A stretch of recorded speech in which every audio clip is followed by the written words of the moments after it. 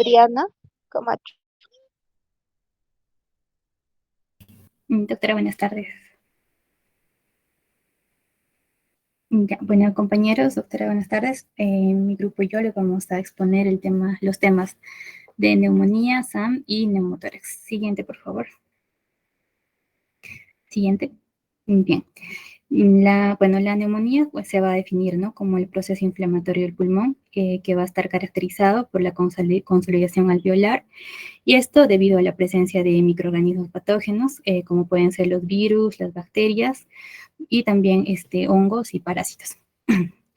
Y bueno, también de acuerdo a la presentación clínica van a existir definiciones complementarias, ¿no? Como va a ser la neumonía congénita, que va a ser de adquisición transplacentaria o intraparto, y que también va a incluir la neumonía infecciosa adquirida intraútero o durante el nacimiento, y también las neumonías diagnosticadas en el periodo neonatal. Respecto a la incidencia, esta va a ser variable y va a depender de las condiciones sanitarias locales. Por ejemplo, en países desarrollados se va a presentar, ¿no?, en menos del 1% en recién nacidos a término, y en los países en vías de desarrollo se va a presentar en 29 casos de 1.000 recién nacidos vivos. Siguiente, por favor. Ya, en cuanto a la clasificación según el tiempo de inicio, vamos a tener a la neumonía de inicio temprano, que esta va a ser una infección congnatal, o sea que va a estar, ¿no?, transmitida de la madre al recién nacido, y esta se va a dar dentro de las 48 horas a los 6 días posteriores al nacimiento. Y también tenemos a la neumonía de inicio tardía, que puede ser comunitaria o nosocomial, y el inicio va a ser de los síntomas, se va a dar, ¿no?, desde los 7 días en adelante. Siguiente, por favor. En cuanto a las rutas de adquisición, en caso de la neumonía de inicio temprano, esta se adquiere de la madre por una de estas 3 vías, que puede ser por aspiración intrauterina de líquido amniótico infectado, también por una transmisión transplacentaria, que se va a dar, ¿no?, por la transmisión de organismos, ¿no?, de la madre al feto, y esto a través de la circulación placentaria. También por aspiración de líquido amniótico infectado durante o después del parto.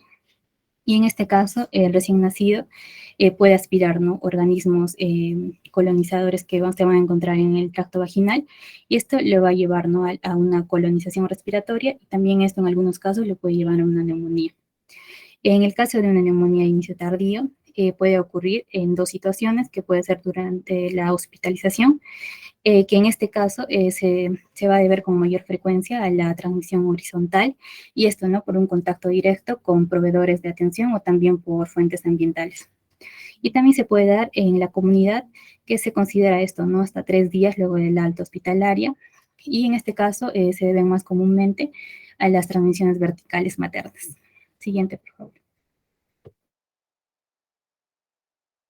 Ya, dentro de los factores de riesgo presentes en la neumonía de inicio temprano van a ser la ruptura prematura o prolongada de membranas, el bajo peso al nacer o la prematuridad, una infección urinaria materna durante el tercer trimestre de gestación, y también en este caso vamos a incluir, ¿no?, a la bacteriuria asintomática, también una coriomionitis, la colonización vaginal patológica, donde en este caso el estreptococo del grupo B va a ser, ¿no?, el principal agente causal, pero también vamos a encontrar, por ejemplo, el Escherichia coli, la clamidia, el micoplasma, a la cándida y también al gonococo, que ya más adelante lo vamos a detallar. También la taquicardia fetal o fiebre intraparto materna, y un Apgar menor a 3 a los 5 minutos. Y en cuanto a la neumonía de inicio tardío, los factores de riesgo van a ser la ventilación mecánica prolongada, también la prematuridad o el bajo peso al nacer, una hospitalización prolongada, un pobre lavado de manos del personal de salud, y también algunas anomalías, ¿no?, de las vías respiratorias. Por ejemplo, las atresias de coanas, una fístula traqueosofágica y también alguna malformación. También encontramos una enfermedad pulmonar subyacente grave y también algunos procedimientos invasivos, ¿no?, como puede ser, por ejemplo, una intubación endotraqueal o también una ventilación mecánica con aspiraciones traqueales. Siguiente, por favor. Ahora, respecto a la etiología, en este caso, las vías de entrada como norma son las que se encuentran expuestas, ¿no?, al medio ambiente, como son el territorio orofaringio y también en menor medida el gastrointestinal. En la neumonía de inicio temprano, según la vía de adquisición, en este caso el líquido amniótico, vamos a encontrar al citomegalovirus, al virus del herpes simple, al enterovirus, al micoplasma genital, a la listeria, a la clamidia, a la tuberculosis micobacteriana, al estreptococo del grupo B, a la Escherichia coli, al Haemophilus influenzae y al ureoplasma. Pero en este caso vamos a encontrar, ¿no?, en mayor medida al Streptococcus galactiae, que va a estar dentro del grupo B y que va a ser el principal agente causal de este tipo de neumonía. Ahora, también se menciona el ureoplasma, que se va a encontrar relacionada con el desarrollo de una displasia broncopulmonar, y esto sobre todo en bebés prematuros. Ahora, en cuanto a la etiología de transmisión transplacentaria, encontramos a la rubiola, al citomegalovirus, al virus del herpes simple, al adenovirus, a los virus de las paperas, al toxoplasma, a la tuberculosis micobacteriana, al treponema pallidum y a la listeria monocitogenes. Y ahora, en cuanto a la etiología de la neumonía de inicio tardío, que bueno, como ya les mencioné, no puede ser adquirido en el hospital, encontramos al Staphylococcus aureus, al Staphylococcus epidermidis, al Streptococo del grupo B, a la Klebsiella, al Enterobacter, a las Pseudomonas, al Bacillus cereus, al Citobacter diversus, a los virus de la gripe, al virus sincitial respiratorio, al enterovirus, al virus del herpes, a las cándidas y al aspergillus, ¿no? Y en este caso, el Staphylococcus aureus y la Klebsiella a menudo van a estar asociados a un daño tisular extenso y también a la formación de abscesos y también de empiemas. Y con respecto a la cándida, esta es una causa rara, pero también se debe considerar, ¿no?, como un agente etiológico. Y la bibliografía menciona que sobre todo en recién nacidos con un peso menor a 1500 gramos. Siguiente, por favor. Ya, las manifestaciones clínicas en una neumonía de inicio temprano generalmente se va a presentar como distrés respiratorio de inicio precoz, que puede asociarse a letargia, apnea, taquicardia, inestabilidad térmica, distensión abdominal y eventualmente, ¿no?, signos de alarma de perfusión que pueden progresar a shock. Y bueno, en algunos pacientes va a desarrollar una hipertensión pulmonar asociada. En el caso de la neumonía de inicio tardío, la clínica se va a caracterizar por deterioro de la condición de base recién nacido, lo que va a incluir signos inespecíficos como el apnea, la taquipnea, la inapetencia, la distensión abdominal, ictericia, vómitos, dificultad respiratoria y también signos de shock. Y ahora también dentro de esta neumonía de inicio tardío se van a considerar a los lactantes dependientes del ventilador. Estos lactantes van a presentar un deterioro en su condición respiratoria con un aumento de requerimientos de oxígeno y también de parámetros ventilatorios, ¿no? Y ocasionalmente van a presentar secreciones mucopurulentas a la aspiración bronquial. Siguiente, por favor. Ya, ahora para el diagnóstico es necesario considerar los antecedentes perinatales, también la clínica y la radiografía, ¿no?, que en este caso va a ser el examen principal. En caso de la radiografía de tórax, nos va a confirmar el diagnóstico y, por ejemplo, en una placa nos va a mostrar, ¿no?, foco de condensación con un broncograma aéreo y también infiltrados irregulares. Y se dice que el 67% de las neumonías se asocia a un derrame pleural. Vamos a pedir también una biometría hemática, donde vamos a considerar al hemograma, al recuento diferencial y a las plaquetas. En el hemograma podemos encontrar leucocitosis, leucopenia, desviación izquierda y también una plaquetopenia. También los reactantes de fase aguda, ¿no?, como son el PCR y la velocidad de sedimentación globular. En cuanto a los cultivos, como el hemocultivo y también el del líquido cefalorraquídeo, que en esto se debe realizar, ¿no?, ante la sospecha diagnóstica, y también se debe tomar el cultivo del líquido pleural en caso de que haya un derrame. Y en pacientes ventilados se recomienda tomar cultivo cuantitativo de la secreción traqueal, esto mediante una aspiración. Pero también tenemos que recordar que los cultivos positivos de sangre o también los aspirados traqueales nos van a ayudar al diagnóstico, sí, pero no van a ser del todo necesarios. Y bueno, también vamos a pedir un control de la glicemia y también gases en sangre. Siguiente, por favor. Ya, como ya les mencioné, el diagnóstico más importante va a ser, ¿no?, el radiológico, donde usualmente no van a ser específicos y también es necesario, ¿no?, correlacionarlo siempre con la clínica y también con los datos de laboratorio. Aquí, por ejemplo, pueden presentarse diferentes patrones al momento de la evaluación, ¿no?, como van a ser el patrón indistinguible del síndrome de distrés respiratorio. En este caso, la principal característica, ¿no?, va a ser la presencia del broncograma aéreo y se va a observar un patrón retículo nodular y confluente, como es el caso de la radiografía que estamos observando ahí. Y en este caso, el agente principal va a ser el estreptococo del grupo B. Ahora, otro patrón que encontramos es el patrón con consolidación, donde vamos a encontrar consolidaciones extensas en los lóbulos pulmonares, y esto va a ser más frecuente, ¿no?, recién nacidos afectados con una displasia broncopulmonar. Y en este caso, el agente principal va a ser la cándida.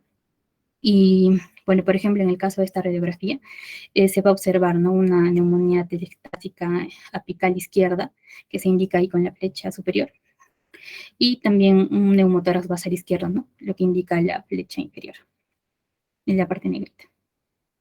Siguiente, por favor. Ya, otro patrón que podemos encontrar va a ser el patrón intersticial, donde podemos ver, ¿no?, infiltrados intersticiales bilaterales, también una hiperinsuflación pulmonar asociada, y los agentes en este caso es la clamidia trachomatis y también otros agentes atípicos. En este tipo de patrón, la verdad no encontré una radiografía específica en un neonato, pero le colocamos otras radiografías, por ejemplo, en la radiografía de la izquierda, observamos, ¿no?, una neumonía por listeria en un recién nacido, donde se ve granulomas diseminados, ¿no?, en ambos campos pulmonares. Y en la imagen de la derecha observamos una neumonía por aspiración meconial en un recién nacido, donde también se observan, ¿no?, áreas parchadas de densidad aumentada también en ambos campos pulmonares. Siguiente, por favor. Ya, para el tratamiento, el manejo debe incluir primero la estabilización, ¿no?, del recién nacido, esto con aportes hidroelectrolíticos según su condición, su peso y también su edad. También la monitorización hemodinámica estricta y una vigilancia de shock. El tratamiento antibiótico, esto también previa toma de cultivos. El manejo del distrés respiratorio, según la severidad, ya sea con oxigenoterapia o también con ventilación no invasiva o invasiva. Y el manejo, ¿no?, de la hipertensión pulmonar, si es que hubiera.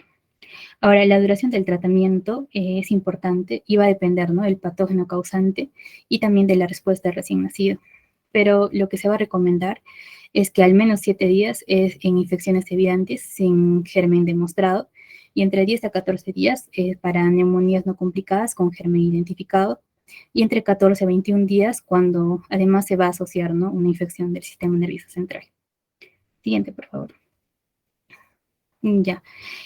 Ahora, el tratamiento para neumonías de inicio temprano, vamos a utilizar la ampicilina y gentamicina, que debo utilizar como una terapia antibiótica empírica, y luego tenemos que ajustar la terapia según los resultados de los cultivos, ¿no?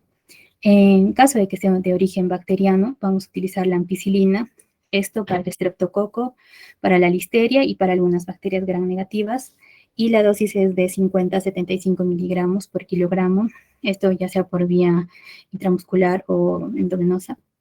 Y la gentamicina, esto para las bacterias gram negativas, que se da de 4 a 5 miligramos por kilogramo, también de igual manera intramuscular o intravenosa.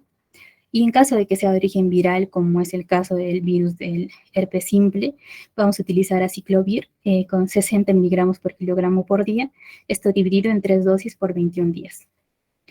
Y ahora el tratamiento para la neumonía de inicio temprano, esto sí va a ser de origen bacteriano, vamos a utilizar vancomicina para estafilococos resistentes a penicilina, gentamicina para las bacterias gram negativas de 4 a 5 miligramos por kilogramo y también intramuscular o intravenosa. Y en el caso sea una neumonía producida por bacterias productoras de beta-lactamasa de espectro extendido, o mejor conocida como las BLE, vamos a utilizar el meropenem de 20 a 30 miligramos por kilogramo, esto por vía intravenosa. Ahora, si es en caso de origen viral, como es el virus sincitial respiratorio, vamos a utilizar la ribavirina, aunque en este caso solo ha mostrado su efecto en menores de 6 meses, ¿no? Y esto para disminuir la duración del soporte ventilatorio, pero no la mortalidad. Siguiente, por favor. Ya, en el pronóstico, en el caso de una neumonía de inicio temprano, esta es de peor pronóstico y cuanto mayor sea la edad gestacional del niño, su condición clínica también va a ser peor y también la virulencia del germen, ¿no?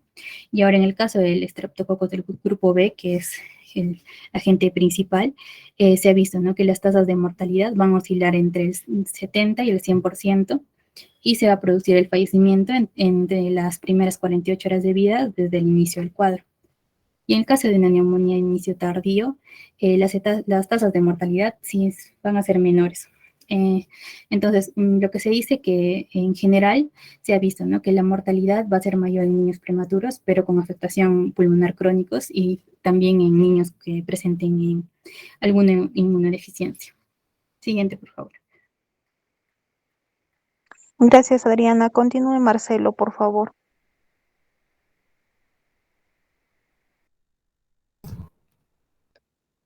Sí, bueno, continuando con el siguiente tema, que es el síndrome de aspiración meconial, vamos a hablar un poco sobre su definición. Esta es definida como una dificultad respiratoria en recién nacidos con evidencia radiográfica de neumonitis por aspiración. Esta neumonitis va a ser causada por el meconio a nivel pulmonar, ya que esta es una sustancia irritante. Además, este neonato o este recién nacido va a tener el antecedente de líquido amniótico teñido en, de líquido amniótico teñido de meconio, ¿no? Este además tiene algunas características, como va a ser la dificultad respiratoria por esta aspiración meconial, la distensibilidad pulmonar deficiente, porque va a dificultar esta aspiración de meconio, la entrada y salida de aire.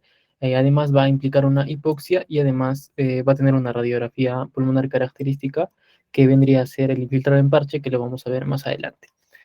Para entender un poco mejor, tenemos que entender el meconio, cosas breves, que es una sustancia estéril, viscosa, eh, que generalmente la produce un neonato que ha sido mayor a las 42 semanas, ¿no? Y es muy raro verla en menor de 37 semanas de gestación porque estos neonatos no tienen la capacidad aún de producir meconio. Entonces, por eso es que esta patología se ve mucho más prevalente en neonatos que han tenido mayor a 42 semanas de gestación. Entonces, para resumir esta diapositiva, tendríamos como definición que es un neonato con dificultad respiratoria, dos, que tiene líquido amniótico meconial, y tres, que generalmente es mayor a 42 semanas de edad gestacional. Un poco su epidemiología, como estaba hablando, es mucho más prevalente en mayores de 42 semanas, y el SAM afecta entre el 0,2 al 3% de recién nacidos vivos, y la mortalidad ocupa alrededor del 5% de todas las muertes en el periodo perinatal. Esta tiene algunos factores de riesgo, que es más que todo cualquier evento que cause hipoxia. Puede ser asfixia perinatal, preeclampsia, diabetes mellitus, RCIU, prolapso de cordón, patrones anormales de latidos y desprendimiento de placenta. Es decir, todo evento que condiciona hipoxia es un factor de riesgo para una aspiración de meconio. A su vez, que sea recién nacido post término, mayor a 42 semanas. Su fisiopatología, vamos a ver que tiene principalmente tres mecanismos. Primero, la obstrucción de vías respiratorias, donde las vamos a dividir en dos, completa y parcial. La completa es cuando obstruye en su totalidad todo el diámetro del bronquiolo, entonces el alveolo al no recibir aire de alguna manera se colapsa. Entonces esta produce una telectasia. Eso es lo que produce una obstrucción completa. A diferencia de una obstrucción parcial, que el aire sí ingresa, pero al regresar, no regresa, no, el alveolo no termina de botar todo el aire que contiene, entonces habría una sobredistensión porque sería en mayor cantidad ocupada de aire. Entonces aquí había una sobredistensión por una ruptura alveolar y un fenómeno valvular. Entonces ambas, tanto la obstrucción completa y parcial, nos dan un bloqueo de aire, lo que posteriormente nos desajusta la ventilación-perfusión, nos ocasiona una hipoxemia o también en algunos casos acidosis y por lo tanto la hipertensión pulmonar. Hay pocos casos que llegan a hipertensión pulmonar, pero hay que saber que esta hipertensión pulmonar es la principal causa de mortalidad en los recién nacidos. Otra parte de la fisiopatología es la inflamación. Como mencioné al inicio, esta causa neumonitis química porque es una sustancia irritable a nivel de las vías aéreas del neonato. Y también puede ocasionar infección. Al inicio les mencioné que este meconio es una sustancia estéril, pero ¿por qué produciría infección? Porque uno de sus componentes son los glicosamínglicanos, el cual es un mucopolisacárido que predispone a la infección por Escherichia coli. Entonces, se dice que debemos darle antibiótico contra Escherichia coli porque este meconio contiene este componente que lo hace predisponente a esta infección. Además, hay una activación de la sustancia surfactante por esta aspiración de meconio, entonces en el tratamiento en algunos casos también tendríamos que darle surfactante exógeno. Mm, eso. En cuanto a las manifestaciones clínicas, el recién nacido va a depende de la cantidad aspirada, la consistencia del meconio y de la área respiratoria comprometida. Entonces, la dificultad respiratoria nos puede dar daquimia, quejido expiratorio, aleteo nasal, tiros intercostales como subcostales, disociación tóraco-abdominal y también retracción de la apófisis sifoides. En el examen físico, depresión respiratoria al nacer, cianosis central y periférica por la hipoxemia a la cual estamos sometiendo al neonato, la sobredistensión torácica, los estertores bronquialveolares y el gran esfuerzo respiratorio que estaría haciendo el neonato. Y su clasificación lo divide por el requerimiento de oxígeno y cuánto tiempo lo va a requerir. El leve, es la enfermedad que requiere oxígeno menos del 40% en las primeras 48 horas. El moderado requiere de oxígeno más del 40% y por más de 48 horas. Y el severo, enfermedad que requiere intubación endotraqueal y ventilación asistida por más de 48 horas. Y generalmente este sí está asociado a hipertensión pulmonar, lo cual mencioné que esta es la principal causa de mortalidad en este síndrome de aspiración meconiana. En cuanto al diagnóstico, hay que ver tres cosas: los antecedentes, características clínicas y la radiografía. Como dije en la primera diapositiva, generalmente va a ser un neonato con dificultad respiratoria que tiene antecedente de líquido amniótico meconial o de cordón umbilical manchado de meconio, ¿no? Y que generalmente este va a ser nacido post-término. Además, es importante ver la radiografía de tórax, donde vamos a ver la hiperinsuflación pulmonar con infiltrados algodonosos y parcheados. Este es un patrón parcheado que es patognomónico, ¿no?, del síndrome de aspiración meconial, y hay áreas de hipertransparencia. A su vez, puede haber atelectasias por el colapso alveolar que existe en esta patología. En cuanto al laboratorio, podemos pedir hemograma, haga electrolitos para ver si estamos llegando a ser una acidosis respiratoria, un ecocardiograma para ver si hay sospecha de hipertensión pulmonar, radiografía de tórax para evidenciar este patrón parcheado que vamos a poder ver, y alguna bioquímica sanguínea también nos podría ser de mucha ayuda. En cuanto al tratamiento, el manejo inicial, primero también vamos preguntando si el recién nacido es vigoroso o no es vigoroso. ¿Cómo nos damos cuenta? Frecuencia cardíaca es mayor a 100, tiene buen tono y tiene un buen esfuerzo respiratorio. Si contestamos sí a estas tres preguntas, es decir, que el bebé sí es vigoroso, y podríamos ir al vientre de la madre, aspirar si en caso es necesario, y generalmente en estos casos solo es observación. Si el bebé no es vigoroso, tendríamos que iniciar RCP, hacer intubación solo si es necesario, y también a una cuna de calor para que no haya pérdida de la misma. En cuanto a medidas generales, debemos mantener una adecuada oxigenación y ventilación, mantener una adecuada presión arterial y perfusión. Debemos corregir alguna anomalía metabólica, que en este caso podría ser una acidosis, incluidas la hipoglucemia, la acidosis, que aumentan el consumo de oxígeno y por lo tanto hacen más severa el nivel de hipoxia que estaría presentando el neonato. Además, debemos de tener un manejo mínimo del lactante para evitar la agitación que exacerbe la hipertensión pulmonar del recién nacido, que generalmente se ve en los casos severos. Los recién nacidos asintomáticos que tengan un puntaje de Alvar de 9 o mayor a los 5 minutos ingresan a la sala de recién nacido normal sin supervisión ni intervención adicional. En cambio, un neonato con Alvar menor a 9 a los 5 minutos se debe observar después del parto en la UCI durante un mínimo de 4 a 6 horas para garantizar una transición exitosa a la vida extrauterina. En cambio, si hay dificultad respiratoria persistente y el neonato permanece en UCI, se evalúa la oxigenación adecuada mediante la oximetría de pulso y radiografía de tórax para diagnosticar el SAM. En cuanto al manejo, aspirado directo así en caso es necesario, en recién nacidos no vigorosos, con líquido amniótico por laringoscopía. Las estrategias ventilatorias, dado que aquí se puede presentar áreas de atelectasia por esta colapso alveolar, en donde va a presentar áreas de hiperinsuflación. Además, en algunos casos es importante dar surfactante exógeno que por la presencia de meconio, este surfactante se va a inactivar. Entonces es importante administrar surfactante exógeno en bolo a una dosis de 150 miligramos kilogramo dosis y valorar su reaplicación cada 8 o 12 horas. Y el óxido nítrico inhalado, que este va a ser un vasodilatador pulmonar selectivo. Generalmente le vamos a dar en recién nacidos mayores a 34 semanas de gestación y mayores a 1 kilo de peso. Y este se da en neonatos que estén teniendo una hipertensión pulmonar asociada a este. El manejo en UCI se va a basar por líquidos intravenosos de 70 a 80 mililitros kilogramo día durante el primer día. Posteriormente, de acuerdo a los balances electrolíticos, vamos a administrar dopamina, pues si es que presenta hipotensión o bajo gasto cardíaco. Además, vamos a corregir su bicarbonato si en caso haya déficit de base, ayuno, nutrición por vía parenteral o si la vía oral está contraindicada, ¿no? Y tenga estabilización metabólica y hidroelectrolítica.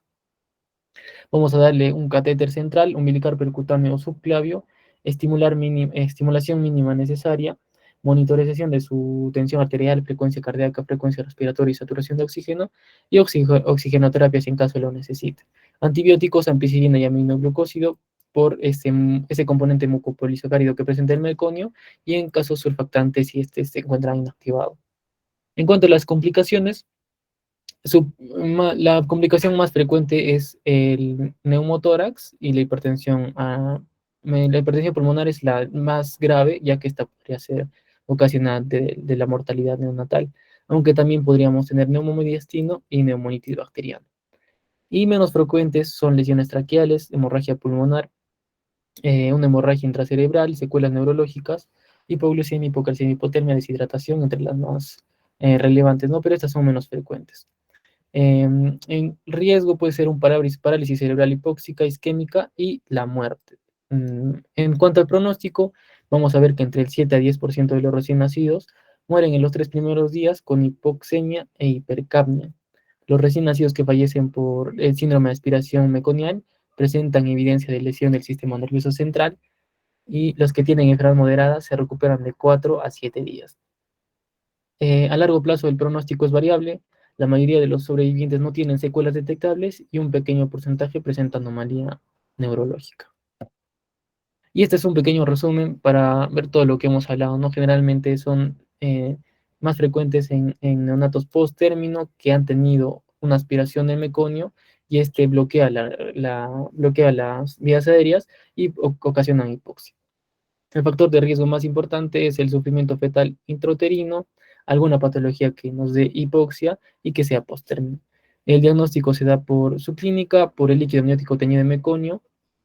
La radiografía, vamos a ver ese patrón parcheado que es patognomónico del síndrome de aspiración meconial.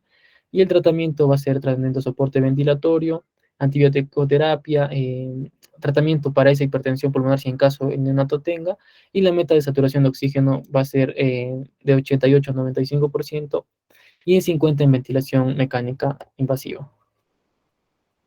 Gracias, Marcelo. Por favor, continúe, Cristel.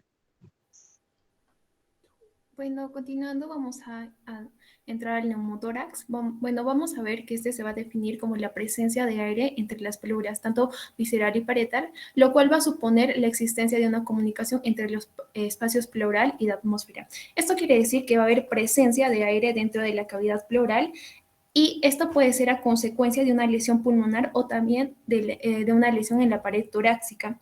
Vamos a ver que este aire que va a ingresar en la pared, en la cavidad pleural, va a comprimir el pulmón y este va a interferir con el intercambio gaseoso. ¿Cómo se va a presentar? Este se va a presentar a partir de una ruptura de la pleura visceral con la consiguiente entrada del aire a la cavidad pleural, y por ende va a haber esa compresión de este aire lo que va a impedir en sí el intercambio gaseoso. Dentro de las generalidades vamos a ver que el 1% de los recién nacidos a término van a ser asintomáticos y este cuadro clínico va a tener relación con el tamaño del neumotórax y también va a depender de la ubicación, la velocidad de instalación y también de la condición clínica en la cual se encuentra el paciente. Vamos a ver que el 10% de los neumotórax también van a ser bilaterales. Siguiente, por favor. En la etiología vamos a ver que este se va a dividir en un neumotórax primario y un neumotórax, bueno, en un neumotórax espontáneo primario y un neumotórax espontáneo secundario. El primario, este generalmente no va a ser, su etiología va a ser infrecuente en la edad pediátrica, y este se puede producir ocasionalmente, ya sea en varones adolescentes, este sea por alguna ruptura de una bula subpleural. Bueno, dentro de las espontáneas secundarias, estas van a estar asociadas específicamente a enfermedades pulmonares. Y vamos a ver que en el recién nacido la causa más frecuente va a ser el síndrome de membrana hialina y en segundo lugar se va a encontrar el síndrome de aspiración meconial. Y bueno, en la edad pediátrica ya la aparición de un neumotórax espontáneo, se va a correlacionar con una existencia de una enfermedad pulmonar subyacente, ya sea un quiste broncopulmonar, un asma, una fibrosis quística, tuberculosis, neumonía necrotizante, bronquiolitis, neumonía, tumores, síndrome de Marfan, y también puede ser a partir de una toracocentesis o ya a partir de acciones invasivas, ya sea una biopsia pleural o hepática. También puede estar ocasionada por una aspiración traqueobronquial y a partir de una cirugía, el uso de ventilación mecánica o también a partir de la inhalación de tóxicos, ya sea por hidrocarburos, cocaína, y también puede estar asociada a traumatismo torácico. Siguiente, por favor.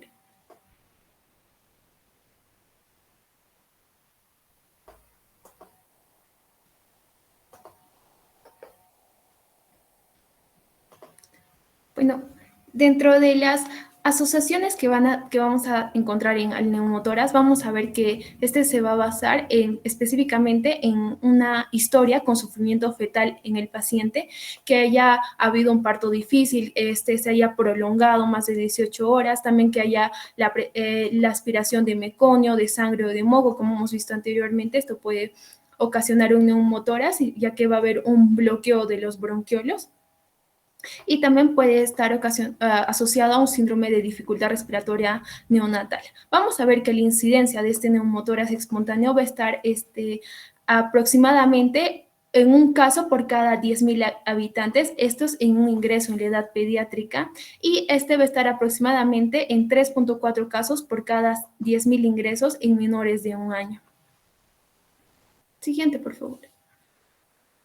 Dentro de la clínica, vamos a ver que esta va a depender de la extensión del colapso pulmonar, del grado de presión intrapleural, de la rapidez de instalación, también de la edad y la reserva respiratoria, y también vamos a ver que los síntomas más frecuentes van a ser el dolor pleurítico, el cual se va a encontrar en un 90% de los casos, y también va a presentar junto a esta la disnea y la taquipnea. Vamos a ver que dentro de los signos de instalación rápida grave vamos a encontrar a la apnea y a la bradicardia, y también puede estar asociada a la presencia de una inquietud, irritabilidad, retracciones y también la cianosis en el paciente. Si vamos a encontrar un paciente que esté con hipotensión, cianosis y bradicardia, este paciente va a comenzar a tener un deterioro agudo. Y bueno, a la exploración física, esta se va a constatar una expansión asimétrica del hemitórax, también va a haber la presencia de timpanismo, la disminución del murmullo vesicular y de la transmisión de las vibraciones vocales, y también puede haber la existencia de un latido cardíaco, el cual se va a encontrar desplazado hacia el lado contralateral. Bueno, para realizar el diagnóstico, este va a ser principalmente clínico y por ende debemos de tener en cuenta los signos del neumotórax. Dentro de este vamos a ver la presencia de una moderada severa dificultad respiratoria, puede estar presentando cianosis, que haya un desplazamiento del choque de la punta del corazón, también que haya los cambios de los ruidos cardíacos o también que exista una disminución de la perfusión tisular periférica. Cuando va a existir una hipotensión severa, apnea y bradicardia, estos signos también van a ser muy importantes, ya que van a estar asociados a un aumento súbito de la presión torácica. Esto va a impedir el retorno venoso y va a generar una disminución del gasto cardíaco. En síntesis, vamos a ver que en cualquier neonato, el cual de un momento a otro presente una disnea súbita y también comience a deteriorarse su salud, sí o sí se tiene que comenzar a sospechar de la presencia de un neumotórax. Bueno, si el neonato se va a encontrar críticamente enfermo, se va a tener que efectuar la punción pleural directa con la aguja en las siguientes diapositivas lo vamos a explicar. Y también vamos a ver que si este neonato, su condición no va a ser tan crítica y va a estar un poco más estable, a este neonato se le va a poder realizar todavía una radiografía de tórax anteroposterior y lateral, lo cual nos va a ayudar a diferenciar la presencia de neumotoras o si es que hay otros hallazgos o otro diagnóstico diferencial, ya sea quistes pulmonares congénitos, enfisema lobar, hernia diafragmática, aspiración o también quizás haya una enfermedad de membrana hialina o la presencia de una neumonía. En la radiografía vemos que hay un recién nacido con neumotórax derecho, el cual presenta una desviación del cardiomediastino del hemitórax hacia el lado opuesto.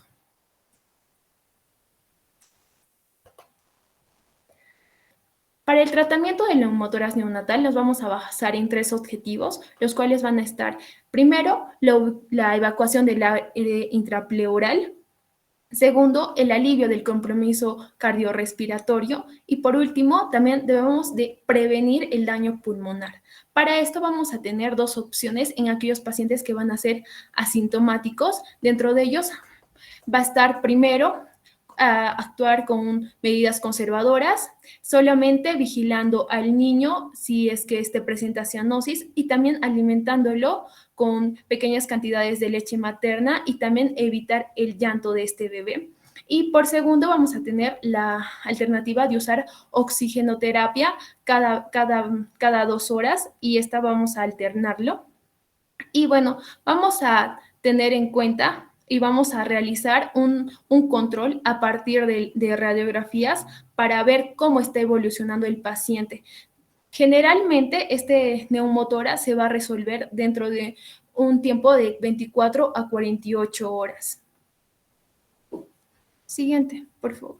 Bueno, como se le he ido mencionando, cuando el paciente se va a encontrar críticamente inestable, se va a poder realizar una aspiración con aguja y también se va a poder colocar un tubo con drenaje a través del sello de agua. Se va a realizar generalmente en el segundo espacio intercostal junto a la línea medioclavicular para poder descomprimir este neumotórax.